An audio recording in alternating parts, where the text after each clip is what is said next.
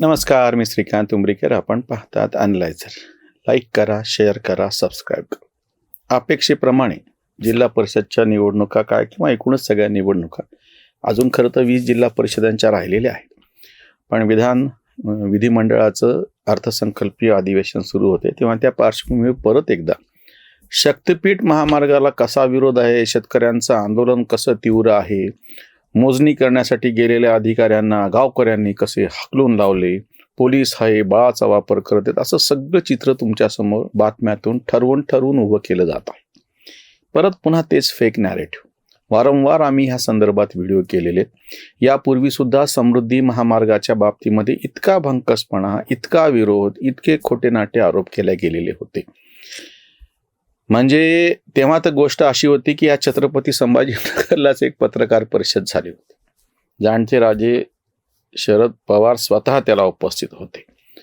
डाव्या कम्युनिस्ट चळवळीतले नेते, आमचे ज्येष्ठ सैनिक कॉम्रेड भालचंद्र कांगो हे स्वतः त्याच्यामध्ये होते. ती सगळी परिषद झाल्याच्या नंतर मी त्यांना असं म्हणालो की सर, तुमचं थोडंसं चुकायला लागलं ह्या गोष्टीनं की तुम्ही म्हणताय ज्या शेतकऱ्यांचा विरोध आहे ते प्रत्यक्षामध्ये त्यांच्या जर जमिनीला त्यांच्या अपेक्षेप्रमाणे जर किंमत सरकारने दिली तर ते बिलकुल पुढे येणार नाहीत.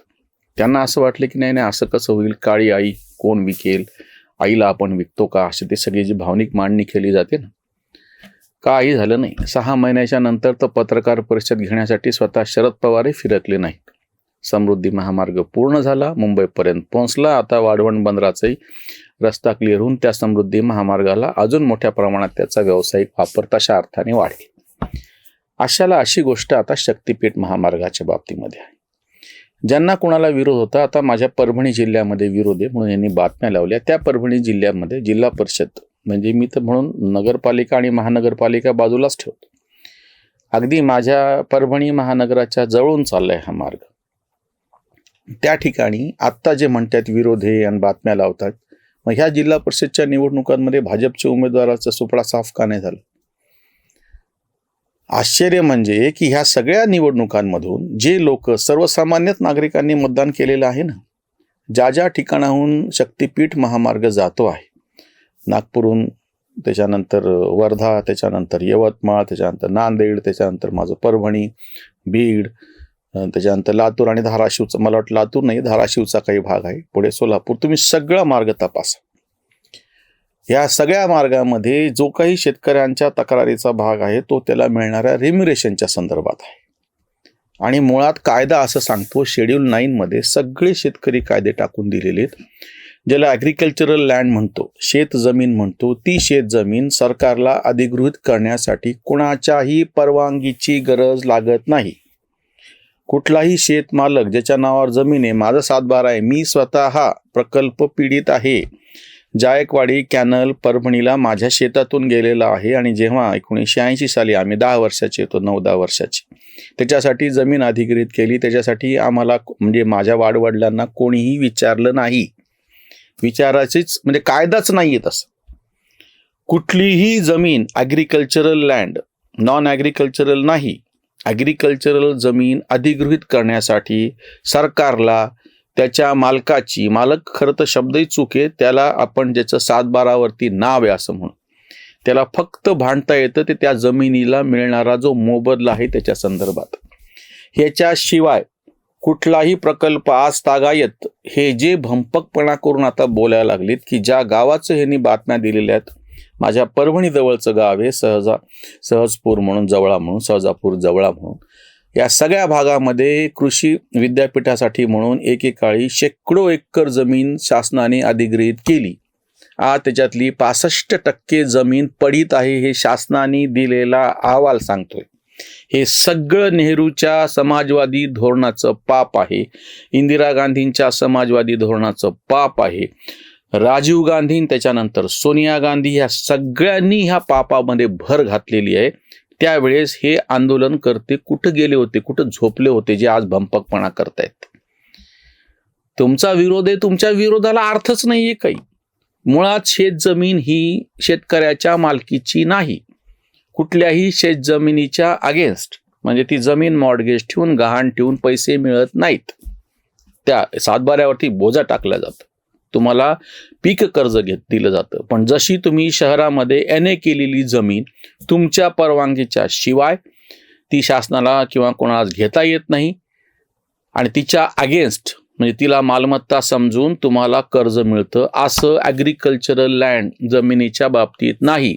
जमिनीची बाजारपेठ पूर्णपणे शासनाने आपल्या बुडाखाली दाबून ठेवलेली आहे आणि शेड्यूल 9 मध्ये हे सगळे जमीनविषयक कायदे टाकल्यामुळे तुम्हाला न्यायालयात दाद मागता येत नाही.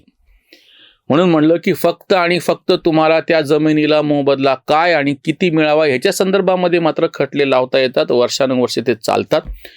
तरी समृद्धी महामार्गामध्ये ज्यांच्या जमिनी गेल्या त्यांचं नशीब की त्यांना जो काही बाजारभाव आहे त्याच्यापेक्षा कितीतरी जास्त रक्कम तातडीनं मिळाली, म्हणजे त्यांना दुसरं कुठं जमीन घेता येऊ शकत होती किंवा दुसरा काही व्यवसाय करता येऊ शकतो. आज शक्तिपीठाला विरोध करणारे सगळे भंपक आहेत. जर उद्या शासनाने ठरवलं त्यांच्या ठरवण्यावर आहे. जसं कृषी कायदे ते परत रेटून नेऊ शकत होते, पण ह्यांनी आरडाओरडी केली, रस्ता रोको केला, त्यांना त्यांचं राजकीय भवितव्य पाहायचं होतं म्हणून त्यांनी ते कृषी कायदे मागे घेतले. आता तर 3 वर्ष कुठल्याच निवडणुका नाहीये, त्याच्यामुळे मला वाटत नाही की सध्याचं जे राज्य सरकार आहे किंवा केंद्र सरकार सुद्धा या अशा ज्या भंपक विरोधाला म्हणजे त्याच्या विरोधाला भिवून आपली जी योजना आहे ती बासनामध्ये गुंडाळेल. ही योजनेला विरोध करणारे हे सांगत नाहीत की मुळात तुम्हाला विरोध करायचा कुठलाच अधिकार कायद्यानेच ठेवलेला नाहीये,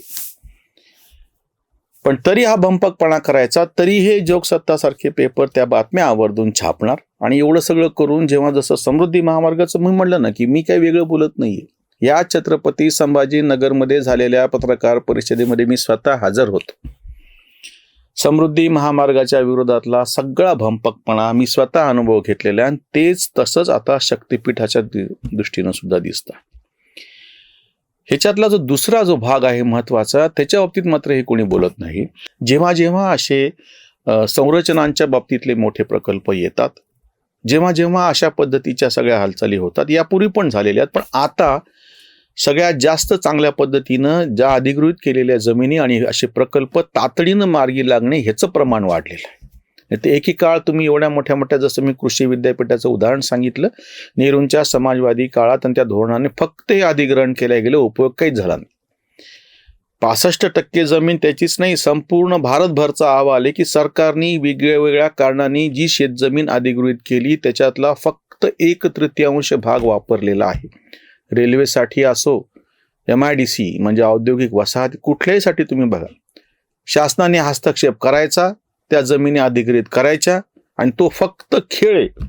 नंतर एकदा अधिग्रहित केल्याच्या नंतर त्या जमिनीचा वापरही बदलतो. म्हणजे ह्या छत्रपती संभाजीनगरमध्ये औद्योगिक वसाहतीसाठी अधिग्रहित केलेल्या जमिनीमध्ये आता घरं बांधल्या गेलेली आहेत. चिकलठाणा MIDC मध्ये मोठ्या प्रमाणामध्ये घरां बांधल्या गेली आणि जमिनी कशासाठी घेतल्या होत्या? उद्योगांसाठी घेतलेल्या होत्या. हा नेहरूंच्या काळात, इंदिराच्या काळात, राजीवच्या काळात, त्याच्यानंतर सोनियाच्या काळात चाललेला भंपकपणा यांना दिसला नाही का? आज जे शक्तिपीठाला विरोध करायला लागलेत, तुमचं जे काही समस्या असतील तुम्ही समोर या, त्याला किती भाव पाहिजे याच्यावरती वाद होऊ शकतो. आणि हे कसं चाललंय माहितीये का? मी त्याच्या बाजूने आहे. ज्याला त्याची जमीन द्यायची नाही, त्याची जी मूळ भावना आहे त्याच्याशी मी सहमत आहे. शेतकरी संघटना म्हणून मला हे पूर्णपणे माहिती आहे तो विषय. पण हे काय चाललंय माहितीये का? मोरीला बोळा घालायचा आणि दरवाजा उघडा ठेवायचा. मूळ जे शेड्यूल 9 आहे त्याच्यामधून सगळे जमीनविषयक कायदे काढा ही मागणी हे करत नाही. शेतीचा व्यापार मुक्त करण्यासाठीचे कृषी कायदे त्याच्या विरोधात हे करतात. आता MSPच्या खाली जेव्हा भाव कोसळले त्यांच्याकडे उत्तरच नाही त्याला द्यायला. काय MSP की लीगल गॅरंटी चाहिए म्हणणारे ज्यांचे घुटण्यामध्ये डोके होते ना, ते गायब आहेत आता, बोलायला पण तयार नाहीत, कारण की MSPच्या खाली जागतिकच बाजार पडलेला आहे, आपलंच काय. त्याच्यामुळे आज जे हे विरोध करायला लागलेत हा निव्वळ भंपकपणा आहे. विरोध तर टिकणारच नाही, ते तर सरळ सरळ गोष्ट आहे. समृद्धी शक्तिपीठ महामार्ग निश्चितच होईल. काही त्याच्यामध्ये फक्त आरेखनामध्ये थोडेफार बदल करावे लागतील. त्यांना योग्य तो मोबदला नाही, जास्तीचा मोबदला भेटला पाहिजे या मताचा मात्र मी आहे. ज्या ज्या शेत जमिनी ह्या सगळ्या भागांमधून शक्तिपीठ महामार्गासाठी अधिग्रहित केल्या जातील त्या सगळ्या शेत जमिनींना जास्तीचा मोबदला भेटला पाहिजे, बाजारपेठेपेक्षा जास्त भेटला पाहिजे. ह्याच्यात वाद करायची मात्र काही गरज नाही. पण विरोध करणारे भंपक आहेत हे लक्षात घ्या. इथंच थांबूयात. धन्यवाद. युतीचा विधायक बुरुज